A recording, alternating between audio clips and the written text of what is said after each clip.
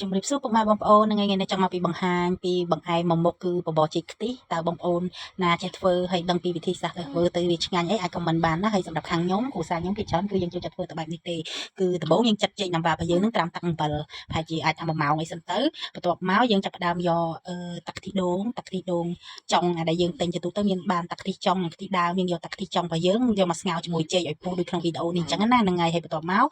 ថ្មិញអាណាមុននឹងយកមកដាក់ក្នុងផ្អែមរបស់យើងត្រូវត្រាំទឹកឲ្យវារីងទន់បន្តិចសិនណាបាទយើងយកមកដាក់ចូលហើយបន្ទាប់មកយើងដាក់វាមកពុះឲ្យថ្មិញអាណាទន់ល្មមអញ្ចឹងទៅបន្ទាប់មកយើងចាក់គ្រាប់សាគូយើងចាប់ផ្ដើមហើយជាតិផ្អែមគឺយើងយកចេញពីស្ករសយើងដាក់តាមចំណង់ចំណូលចិត្តប៉ុន្តែសម្រាប់ពេលយើងធ្វើញ៉ាំនៅផ្ទះអញ្ចឹងបាច់ចាំដាក់ស្ករច្រើនពេកទេយើងដាក់មកល្មមផ្អែមល្មមទៅបាននៅឆ្ងាញ់ញ៉ាំមិនសូវតលាន់កុំឲ្យផ្អែមពេកអញ្ចឹងណាអញ្ចឹងបន្ទាប់ពីយើងដាក់អីហើយយើងមានដាក់គ្រាប់សាគូថ្មិញអាណាចូលហើយយើងចាប់ផ្ដើមមកងាស់យើងមកងាស់